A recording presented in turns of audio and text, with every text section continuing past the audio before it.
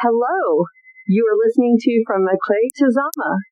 I'm your host, Karen Miller.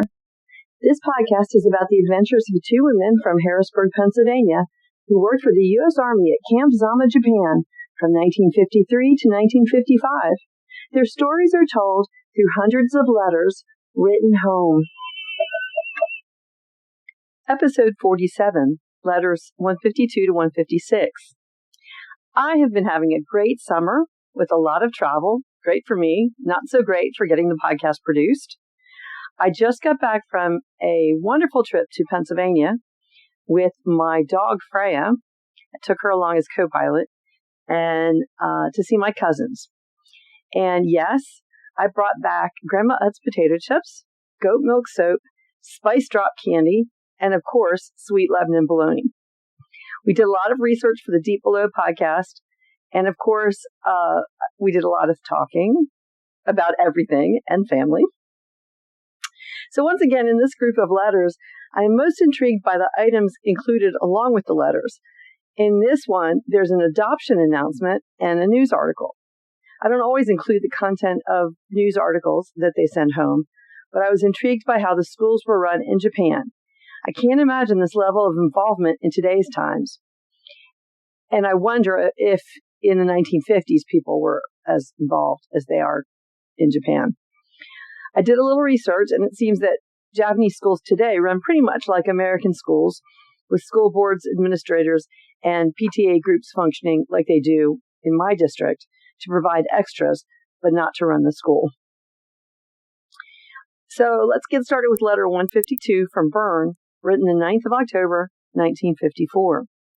Dearest folks, how about retracing the walk from which I've just returned? I haven't got much news for you, and if you don't hear about that, there won't be anything else to hear. I ain't been nowhere nor done nothing lately. My Saturday market chores differ slightly from the ones performed in Harrisburg. The damnable, and I do mean just that, ringing of the new highway traffic signal right here at the corner made sleep impossible after once being aroused by cannon and band. So about 8 o'clock, I started out in search of breakfast and to perform some necessary errands. Peg is working this morning, and as I told you before, the other girls are late sleepers, besides which they live on the other side of the billet and can't hear all these interesting sounds. So my morning activities began solo fashion. It is a rather cold, damp day, and my new blue jeans and corduroy jacket felt right good. For a change, I decided to breakfast at the Officers Club. And there I joined Mary Carrera, who was on her way to do Gray Ladies duty, and her friend, June Cooper. We talked about this and that and then separated. I went to the market, which consisted of stopping at the fruit stand for some apples and a combination pear apple, which is very juicy and occasionally sweet if you can patiently wait for it to ripen in the warm room. They are invariably hard as rocks when you buy them. Then over at the bulk package store, I bought a carton of Pepsi Colas and ginger ale and a can of salted peanuts in case we feel like a billet party sometime during the weekend. On my way back, I met a little Japanese boy who used to work in the snack bar and with whom I have struck up a friendship. He was interested in telling me all about his new and better job out at the airstrip and the prospect of an even better one soon. In his own interesting English, he managed to convey the idea that he thinks there are takusan opportunities for advancement with the Americans around. A little further along the road, I followed a group of GIs in their fatigue outfits on their reluctant way to the theater, where training classes are conducted during duty hours. There was a lot of horseplay among the group, and one guy was sailing an airplane made from a sheet of paper. You both know what I mean, having made hundreds of them for many different kids during your lifetime. With one accord, the whole group stopped and became much absorbed in shaking the plane loose from the pine tree in which it had become lodged. Anything to put off the agony of attending class. Suddenly, a big, burly sergeant, the typical movie version of a tough, top-kick guy, appeared around the corner of the nearest building, and you should have seen that group disperse in a big, fat hurry. What's more, he didn't say a word, just looked at them. They made it the rest of the way to the theater in double time. Just as I was about to cross the highway, I met Betty Cartmel, who had been in Tokyo looking for a new job. She wanted to tell me all about her activities and to hear what the latest office scoop is. So I turned around and went back to the club with her, where I drank hundreds more cups of black coffee while she breakfasted. She is a most interesting person and a real good sport. We were still yakking away like mad when Kathy and Gladys joined us and tried to persuade me to stay and have a third breakfast with them. Enough is enough, even for me, so I declined the invitation and came home. One of the many things which make it fun to live on the same post where you work is the fact that you do know partially everybody by sight, at least if not by name. When I started out this morning, I had no plans at all, had no idea what to do with my day. Now I can't decide whether to join Mary and June for bowling this afternoon or to go with Kathy and some friends to Yokohama, just window shopping and teasing Kathy into buying all of the last-minute junk she simply couldn't do without on leaving the country. Or should I wait till Peg gets back and see if she wants to ride over to Sagamihara to a certain shop so that we can finish our Christmas shopping? See what I mean? And it happens that way so many times. We will wonder what on earth we are going to do with the weekend, and lo and behold, a million plans arise, and we have to make a choice. It's fun. Tonight, a whole group of us are going to see what will probably be a very corny movie, Ricochet Romance, with Marjorie Main and Chill Wills. Magnificent Obsession is coming in a few days, and if that is even half as good as the book, it will be wonderful. You can see that most of the time, even if something particularly Japanesey or exciting is not on the schedule, there are some ways to amuse oneself. We complain, of course, but actually it is a right good life. Did you receive the special airmail package I sent? Did it arrive in good shape? How did you like them? The Japanese do even such routine things as packaging and wrapping in a very artistic manner, I think. Do you agree? And by the way, Helen, your Christmas present this year is one for which Peg and I have searched almost ever since we arrived and saw one, but didn't know where they were to be purchased.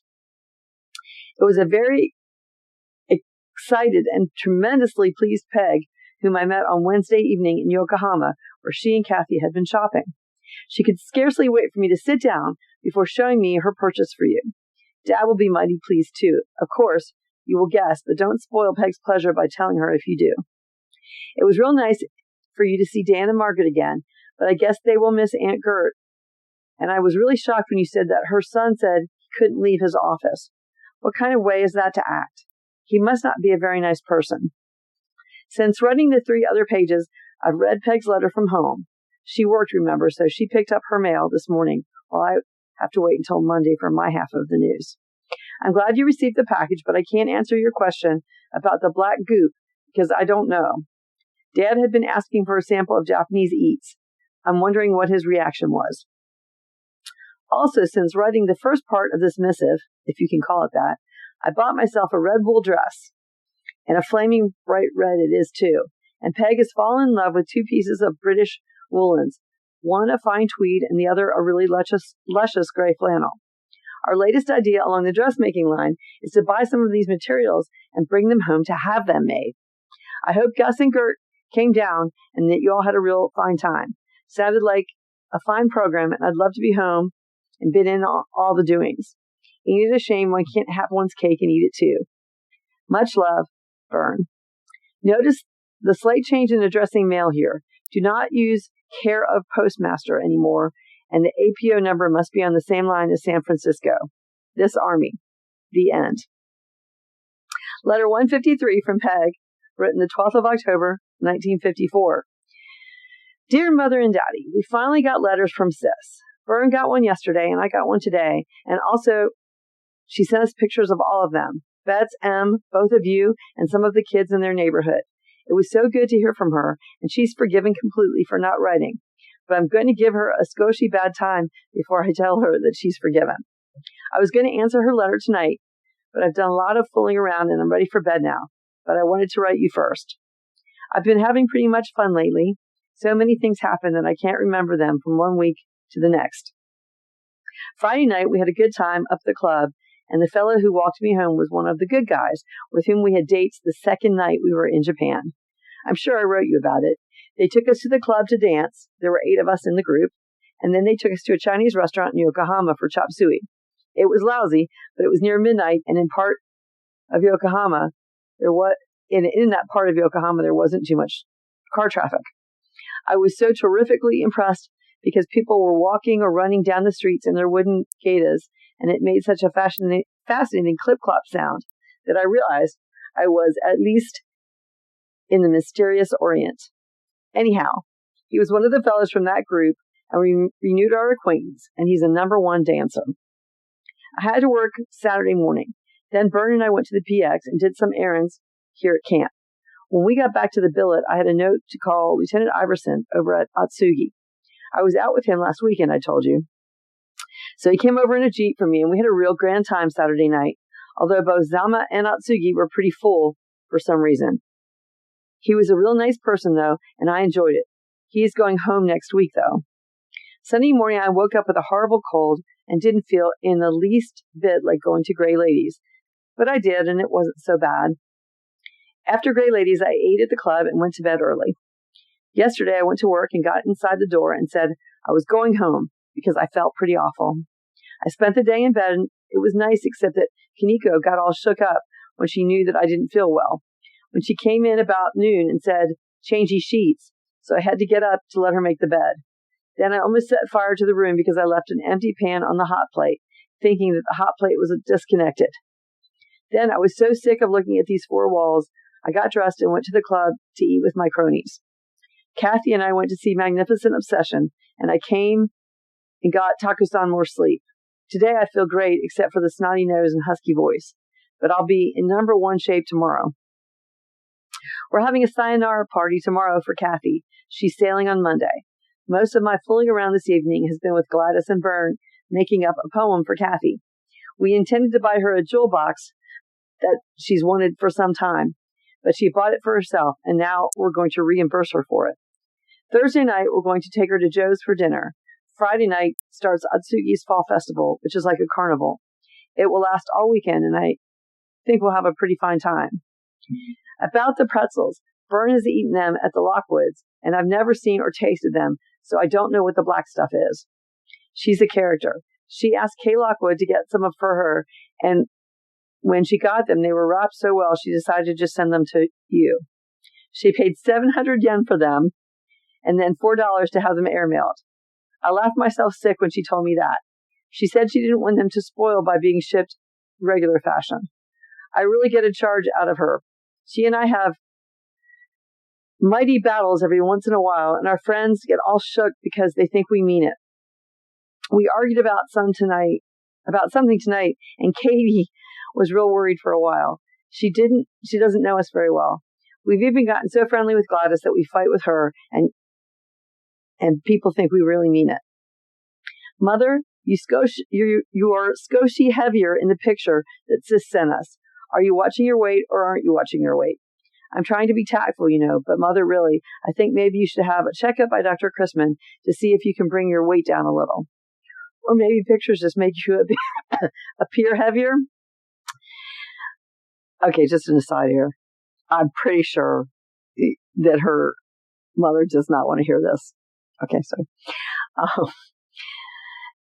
honestly think that I lost weight so quickly on the diet, mainly from not using any seasoning, especially salt, because as you know, salt absorbs water in the tissues, and I know you drink a lot of water. Of course, we've shown the pictures to everyone, and they think you're the grandest. Daddy, we told them that it must have been an especially hot day for you not to have a suit coat on. But you two have changed so much in the past 15 months with your televiewing, World Series, and gallivanting around. Maybe we'll have to get reacquainted with you. I bought some more suit material today. One is gray flannel and the other is brown, turquoise, and red tweedy. They're both English woolens, and I paid $6.25 a yard. I got 3 yards of the brown, in case I want to have a hat made, and 2.5 of the gray. Is that a good buy? I think so, but I'm going to have them made up at home, as I told you before. I'm still busy at work, and our to-be file is overflowing all over my desk. Mary and I never get time to file, which suits me fine. I hope it runs over into file 13. I'm taking off next Monday to see Kathy sail, and then Mary will be off for 10 days the next week. I'll be a blubbering idiot by the time she gets back. I'm just going to remember that I have only 2 hands and 8 hours in which to do it. So what doesn't get done just can wait until the next time. So there. I really will write a long letter soon, but I really do cover things pretty well in one sheet. Take care of yourselves and have fun. I'm anxious to hear whether Gert and Gus came to visit. Hope so. Talk us in love, me. So this is an aside from Karen. I didn't know who Gert and Gus were, and so I spent some time doing genealogy yesterday. I found 5 pages of handwritten notes from my grandmother, Betsy Harnish Williamson, among my mom's papers. Gert was John's younger sister. She was 6 years younger and married to a man named Walter Augustine McGraw. Gert passed away in 1966 and Gus passed away in 1960. They didn't have any children.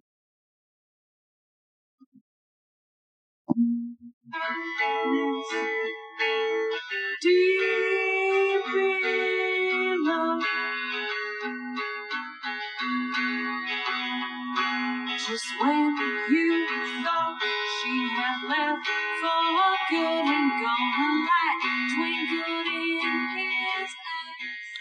So when is a person dead? The Victorians believed it was when breathing stops, or when the soul departs, when no one remembers the person, or when their name is no longer uttered. Coming in the fall of 2025, explore my father's side of the family.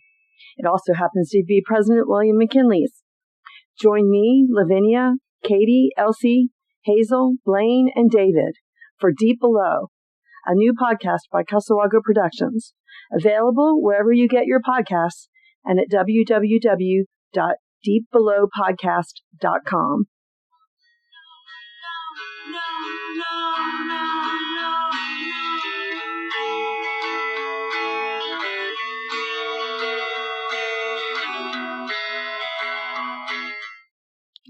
Now it's time for letter 154 from Bern, written the 19th of October, 1954. Inside is a small square card with a baby driving a cart pulled by a lamb. And inside it says, "We have a brand new baby, and there isn't any doubt. We got just what we wanted because we picked our baby out." Name, Larry Melvin. Parents, Dottie and Ed. Born September 30th, 1954. Arrived home 4th of October, 1954. Dearest folks, how are you today?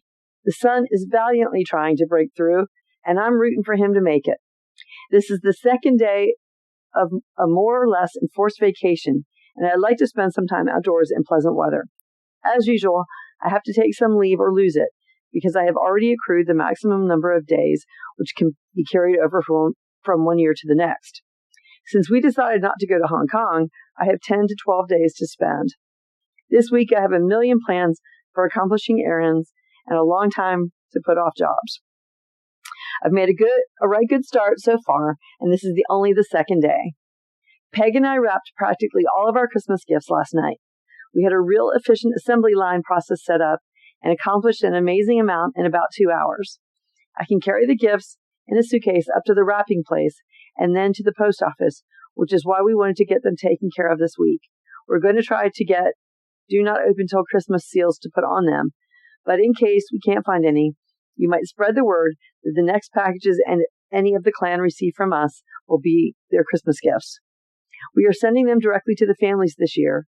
That should save you some postage, and they should receive them about the latter part of November. A friend, Kathy Ho, is sailing for home on a freighter. She is breaking her contract, hence must pay her own way. So tomorrow, practically all of the crowd is taking off work to wave goodbye as the Pine Tree Mariner takes Kathy and a very few other folks, because the maximum passenger load is 12, back to San Francisco. I went with her to make the arrangements for sailing, and it's quite interesting. We visited a large cargo shipper's office and watched the wheels turn. There were a surprising number of bright, modern, on-their-toes American college graduates buzzing around the place. I asked about them and was told they were salesmen or lawyers whom had been hired and transported from time to time from one or another of their ports around the world. Wouldn't that be an interesting job and a splendid way to have a world tour over a period of years? Kathy is a San Francisco tutor from way back and insists that we spend a few days with her on our way home next summer. We shall see. When I finish this letter, I plan to walk over to North Camp to have breakfast and then catch a bus for the neighboring village of Hamashita. I've promised Shirley a tea set for herself and 2 for gifts, so I will take care of that matter today. We still don't have a gift for Grandpa Robinson, so I shall look around for that too. Later this week, probably Thursday, I'm going into Tokyo with another friend on a shopping spree. For her, that is. Then Peg wants to spend part of the weekend there too, so I reckon it will be a bang-up good vacation for me, even though a stay-at-home or close-to-home one. Peg asked me to tell you that she is sending home an envelope with some bright-colored felt Christmas stockings, which you are to use as you wish. She bought them last year and was going to save them until she got home and could fill them, but we think all the kids will enjoy them more now when they are smaller. So have fun and distribute them as you like. They are really darling. The nearby naval station had its annual charity festival over the past weekend. They had set up a real professional-looking midway where all sorts of games of chance and amusements were available. Several of the stands had new and different games, and the children's section fascinated me because the festival was open to the Japanese public too, and some of the children had never seen these rides and amusements. An artist would have had a field day right then and there. A really exciting game was one of the featured attractions. Camp Zama played the air station team. The first half was most exciting, but alas, poor Zama fell apart at the seams during the second half, and the final score was 33-6. Oh well. At the halftime, the winners of the grand raffle for a 1954 Cadillac car and some other prizes were announced. A low swabby, tar, gob, sailor, choose your word, won the car. Everyone went wild, and the next minute just about had hysterics because the kid said, "But I can't drive." So his commanding officer acted as chauffeur and drove off the field with the kid leaning his head out the window with a grin a mile wide and waving like mad to everyone. It was really his day. Did I tell you in my last letter that my friends Dottie and Ed Jones have adopted a baby boy? I was so thrilled when I received her announcement. Here, I'll send it along to you because it is the first of its kind that I have ever seen. They are a Navy couple who were very nice to me when they were here and have since moved to Florida. My stomach is growling like an active volcano, so how about if I quit right now? Perhaps I'll have something more interesting in the way of Japanese lore to write about next time. Don't get discouraged, Dad. Wait till you see my scrapbook. That will remind me of a million things I want to discuss with you. It's so much easier in person than on paper, you know. Although Peg and Gladys and I have been going to town on the answers you sent and the ones which Gladys's minister sent. Off to breakfast. Much love, Bern son. Letter 155 from Peg, 18th of October, 1954. Dear Mother and Daddy, yep, I'm actually going to try to get a letter typed to you while at work. Our to-be-filed file is still Talkeson loaded, but most of it is for Mary to file. Other than that, I don't have anything to do. The first time that's happened in months. I'll probably get 2 or 3 more lines typed, and then we'll get a big flap that will start us spinning again. However, I'll try. Some of the latest news reports are about Hurricane Hazel and the tremendous damage she caused. Sure hope that you're all okay and that no damage or harm has come to any of us. I had a pretty fair weekend. It was the weekend of the fall festival at Atsugi, and as per usual, I didn't have nearly as good a time as I do on an impromptu occasion. However, it was enjoyable. The best part of it being the first annual Honey Bucket Classic between Zama and Atsugi. We, the girls and I, sat on the Navy side, but I cheered for the Army since they're paying me. Zama doesn't have nearly the talent to draw from that Atsugi does, hence we were stomped 33-6. Zama played a very good game for the first quarter, though, but then seemed to fall to pieces after the half.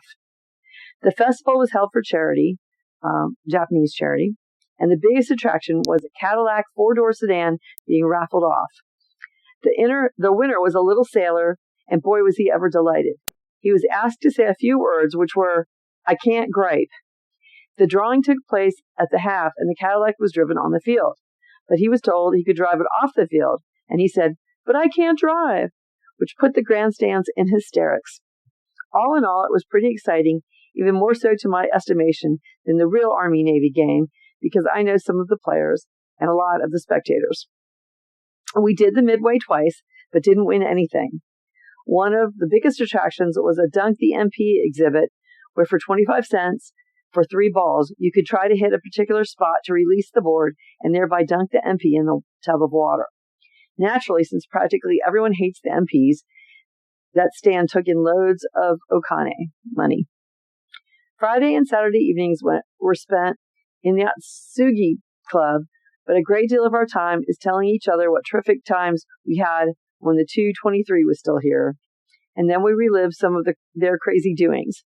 Last night we came back to Zama right after the game, and I had the best time of the weekend eating a delicious buffet and gossiping with my cronies.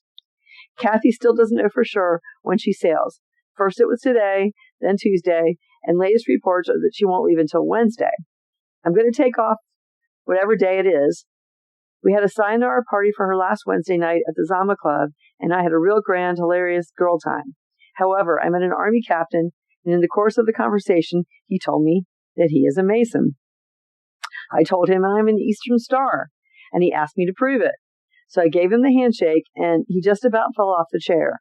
Don't know why it should have surprised him so much, but it did, and we're good buddies now. It really works, doesn't it? Daddy, I did get your last letter and appreciated it very much. Ever since I asked you about Cain's wife, the subject has come up more times than I can remember. One night I went to Bible study class, and we were studying Genesis, and of course that subject took up most of the evening. Since then, I've heard about it numerous times, and it's always interesting to hear the various answers. I'll write to you soon again a letter of your own, but Bern and I are pretty much busy these days and nights trying to get our Christmas presents on their way back to the U.S. It's a favorite term, CONUS, the continental United States. ZI means zone of interior or just plain home. Mother, you asked me if I happened to run into Flossie U something. Yep, I sure did. She lives right across the hall from me. I'm ashamed that I don't know her last name because she has a big sign with her name on it on the door.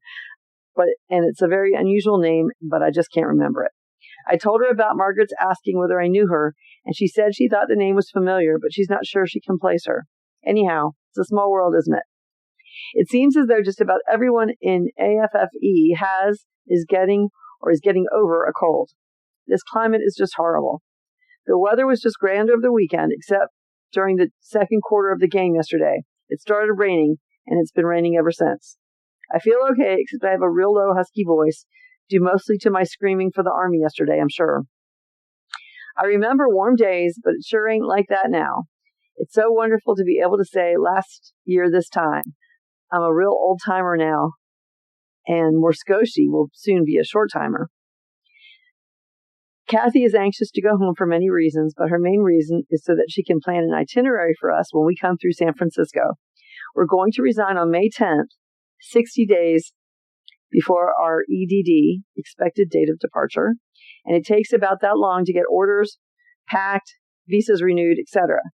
We'll request concurrent travel with each other, Bern, Gladys, and I, and then we're going to request shipment on the first ship docking in San Francisco. Kathy will meet us and show us the town. She just goes into raptures over it, as does Bern, and everybody else I know who's ever been there, so I'm anxious to see it. We won't stay but a few days, though, because Pennsylvania, here we come. Bern's taking annual leave all this week because she has quite a bit of time off to use before we end the year. I don't know exactly what she has planned, but I hope the weather clears up for her sake so she can get out of her room. It's just horrible to spend a whole day in our billet, and we're not supposed to use our hot plates, but we do. So when a person is sick and wants to stay in bed, it's just easier to come to work and suffer. And you can't call in sick and take off for Yokohama because the bus stops are right in front of the main buildings, and so your bosses could see you leaving. So that's no justice there. I don't have your last letter here with me, so I can't remember too much of what was in it. I got it on Saturday. I sure was glad to hear from Sis, and will write her after Kathy leaves. I'll be glad to get her on her way because she's sure wearing me out. I also owe a letter to Pete, which I'll write soon, too. That's about it for this time.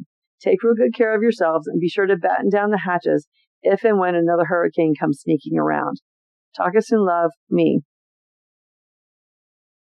Letter 156, written from Peg. on the 27th of October, 1954. Hi, it's me again, with just a note to tell you how wonderfully surprised I was yesterday to get a can of pretzels. Bern and I were talking the other night about how hungry we were for some pretzels, and she said she was going to write Miriam for some. I and everyone in the office thank you very much for sending them. They are really delicious and arrived in good condition. I gave some of them to Colonel Snavely to take home with him to Mary Ellen and their 4 boys. She called me this morning to thank me and said the boys' eyes just about popped out of their heads when they saw the pretzels. She also said they are doling them out one by one in order to make them last longer. The folks here in the office all had a big laugh at the amount of pretzels, but when I took the can home at noon, otherwise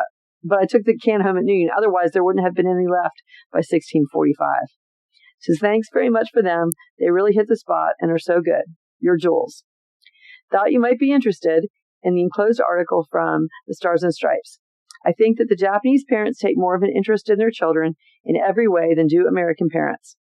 Someone told me that to the Japanese, their childhood is the best part of their lives because as they grow older, they must work so hard in order to make a living that they want their children to have a happy childhood to look back on as they do themselves, which probably accounts for the many, many fairy tales and legends they cling to and half believe when they're adults. We have 2 Japanese national girls in our office. Did they ever get a kick out of the pretzels? And for being my age, more or less, they act like teenagers. My favorite, Miko, is the cutest little girl you'd ever want to see. She's 25 years old, but she acts even younger than our Nancy. Yesterday, Mr. Whipple asked her how old she was, and she naturally got all shook up. She put her hand over her face, giggled, and said, yada, yada, yada, which means roughly, you're picking on me. She finally overcame her state of confusion enough to tell him she was 15 years old. So when Mr. Whipple told me what she said, because they were conversing in Japanese, the 3 of us had a big laugh due to the fact that she has been around American women long enough to know that it's excusable for a woman to lie about her age.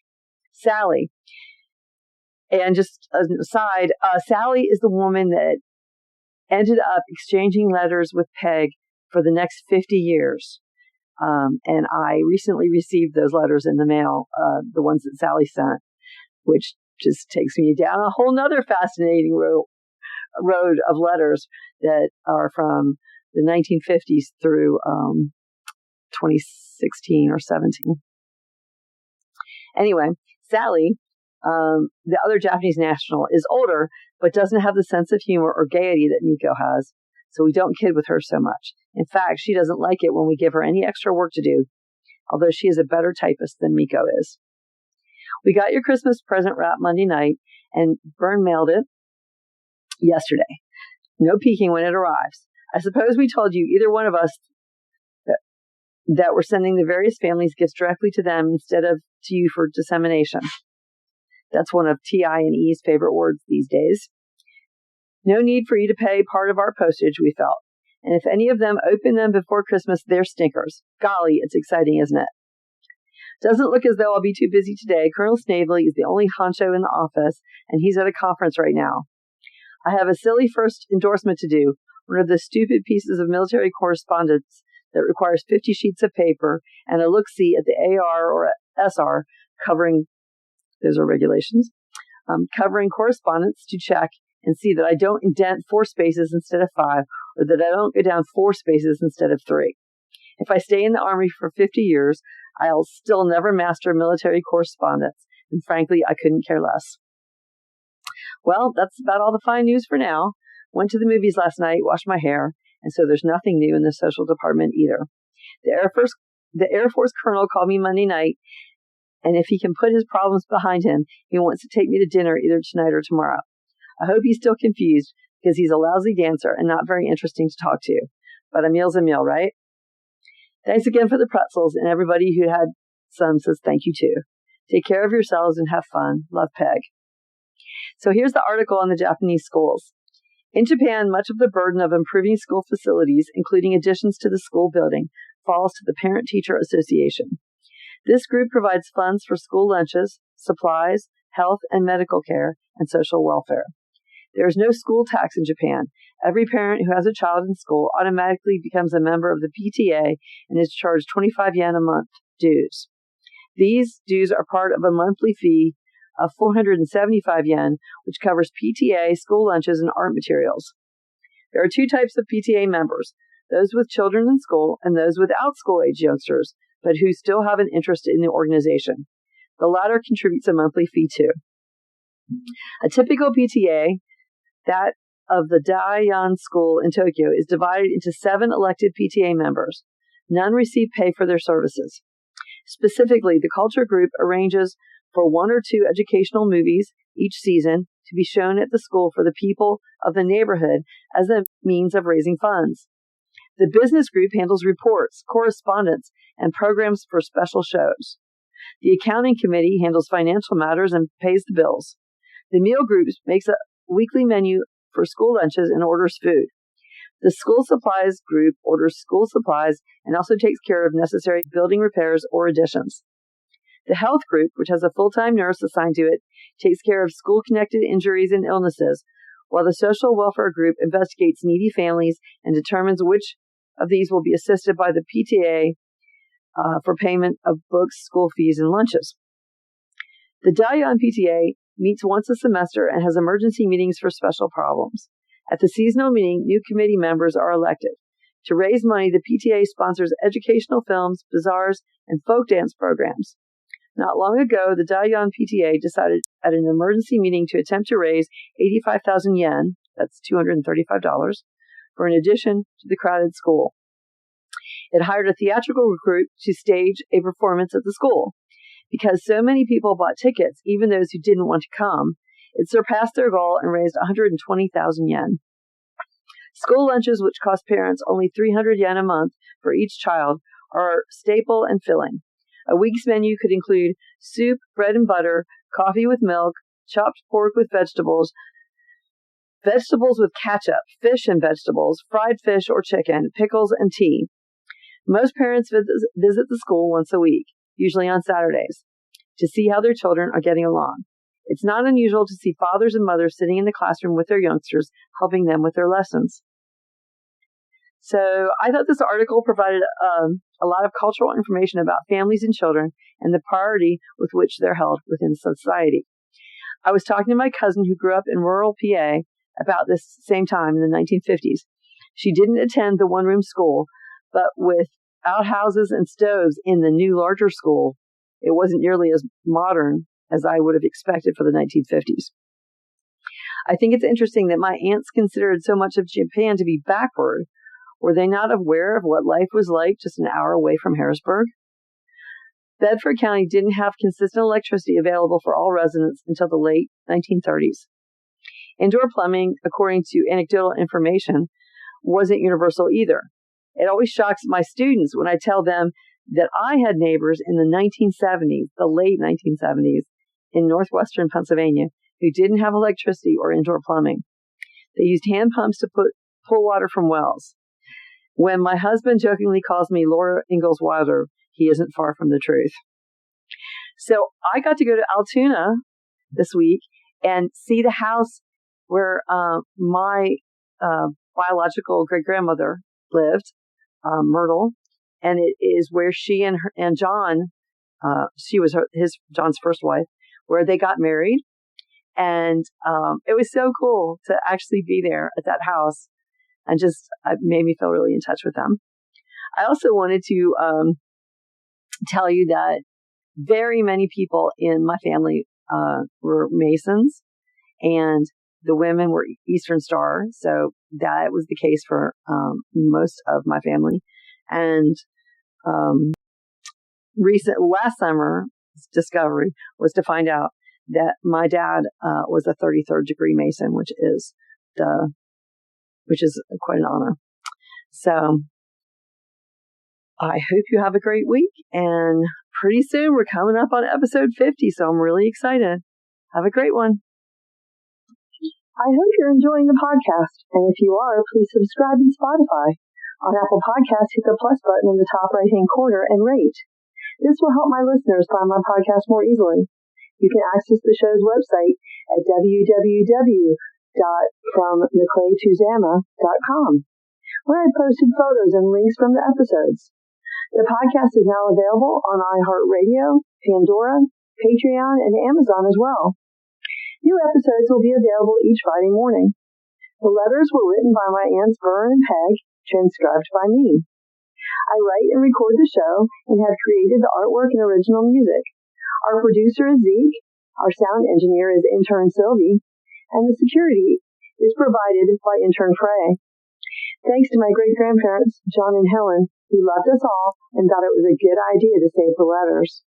All rights reserved, 2024.